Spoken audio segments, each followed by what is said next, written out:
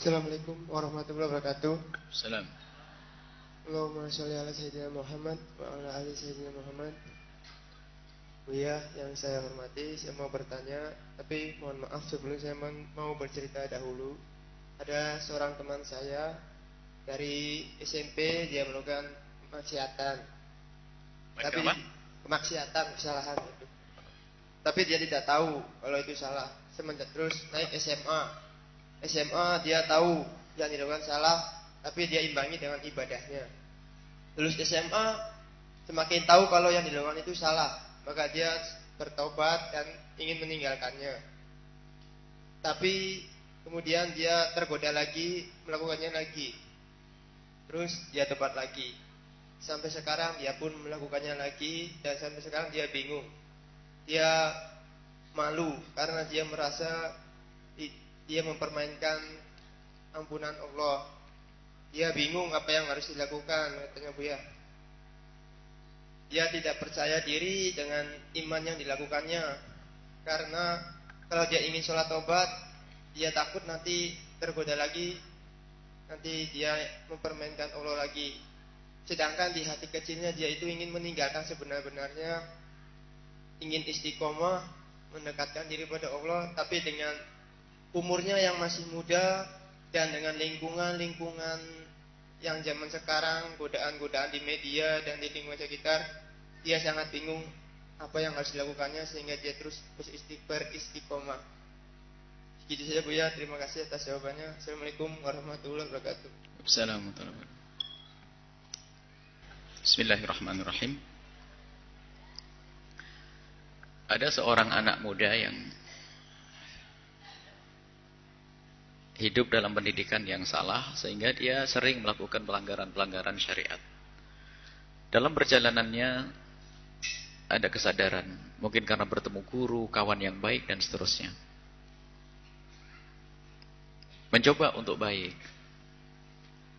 Tapi juga ada halangan, di tengah jalan lagi ada godaan lagi, balik lagi dalam kebiasaan jeleknya. Kemudian tobat lagi dan seterusnya. Sampai pada akhirnya ada semacam keputusasaan. Putus asa. Bukan malu. Kalau malu tidak seperti itu. Malu kepada Allah tidak bermaksiat. Tapi kalau putus asa, hilangnya iman. Jadi kalau ada orang melakukan dosa banyak, lalu kok putus asa, nggak mau lagi bertobat. Itu bukan karena takut, bukan karena malu. Karena putus asa. Sekarang ada pertama yang perlu dilacak, maksiatnya seperti apa. Kan gitu. Kalau maksiatnya, jadi orang harus menghindar dari sebab kemaksiatan. Mohon maaf.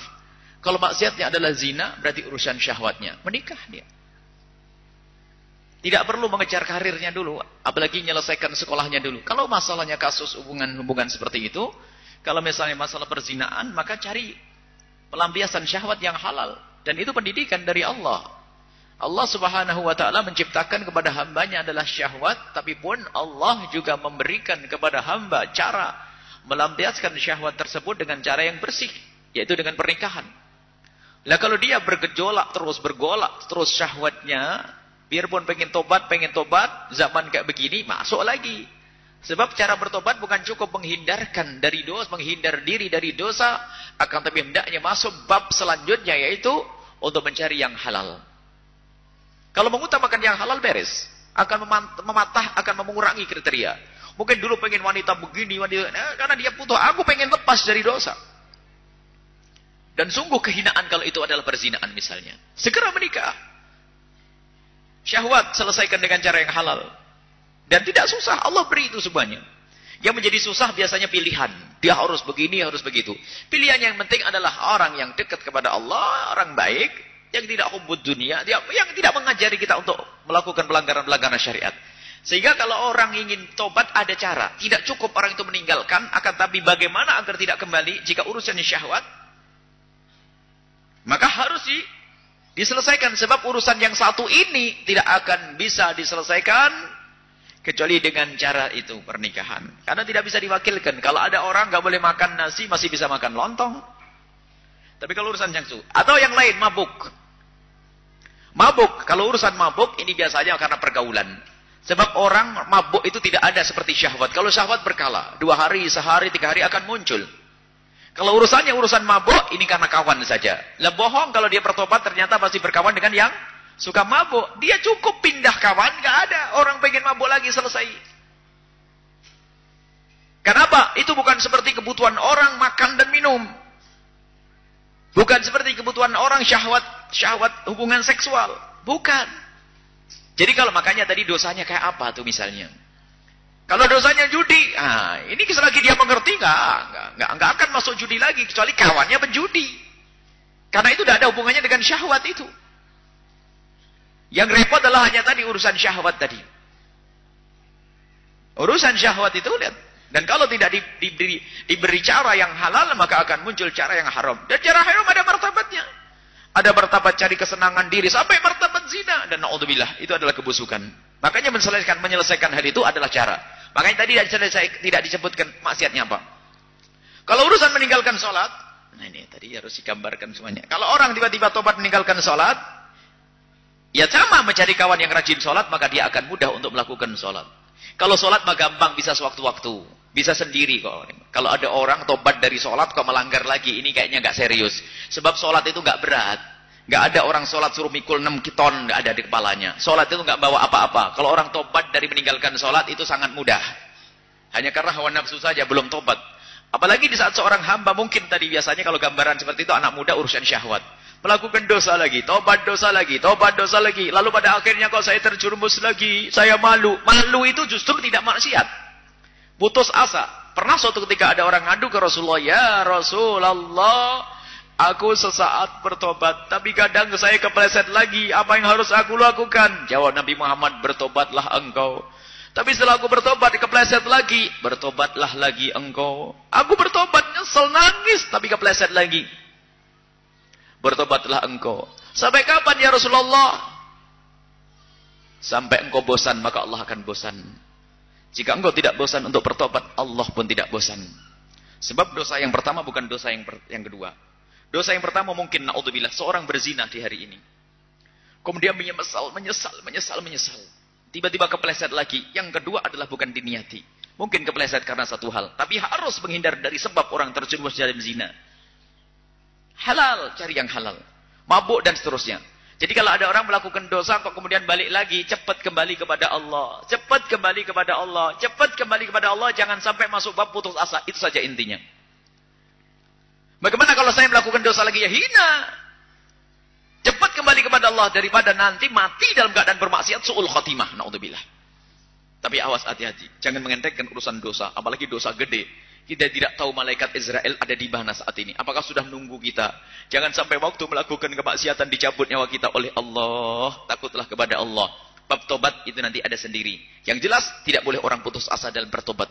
Pengampunan Allah sangat luas. Tapi ingat, rasa takut kita itu tidak boleh rasa takut menjadikan kita tidak tobat.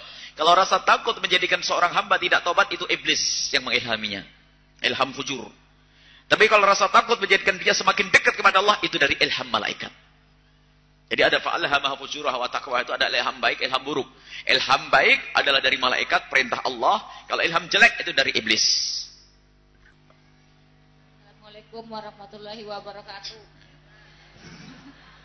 Daripada nggak ada yang nanya ya Bu ya, mau nanya ini ya. Kalau hukumnya jualan di siang hari itu gimana Bu ya? Jualan apa? Jualan nasi sama minum-minuman gitu tuh. Kopi, es gitu, hukumnya gimana? Mohon penjelasannya.